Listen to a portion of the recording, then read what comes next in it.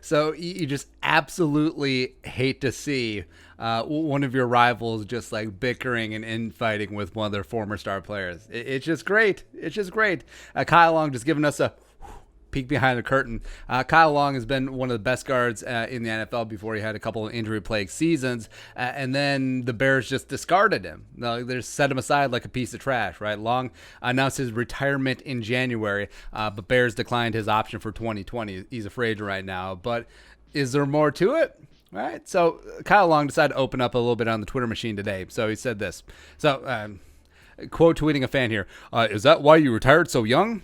I didn't retire. I got fired. I will know with conviction whether I'm done for good or not in the next few weeks. Full transparency, I miss football, but at what cost? I'm most likely going to be on golf courses instead of gridirons.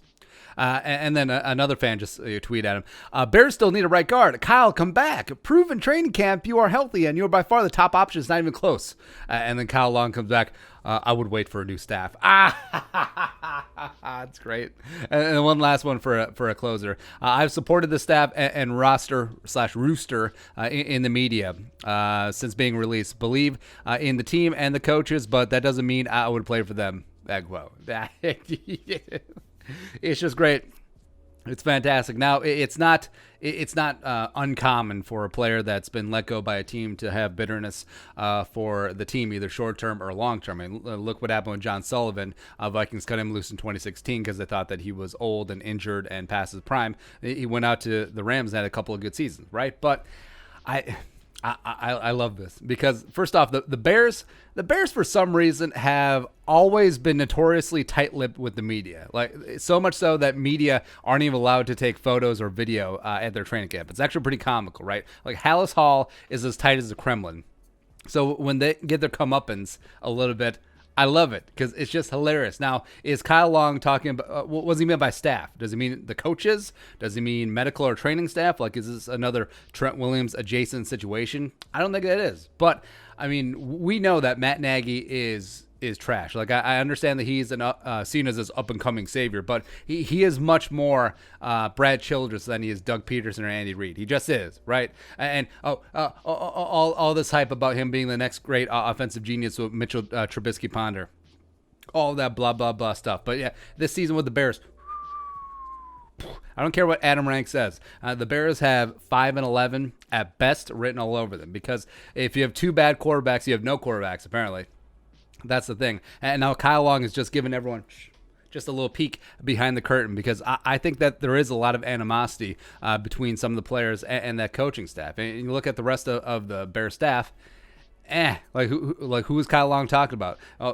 Probably not Chuck Pagano because Chuck, respect, very solid defense coordinator, plus other side of the ball. But Bill Lazor, really? John DeFilippo, really? Who's he taking aim at? None of those guys because they're relatively new, as well as offensive line coach Juan Castillo. He just got here, so he actually didn't coach Kyle Long. So who's he talking about?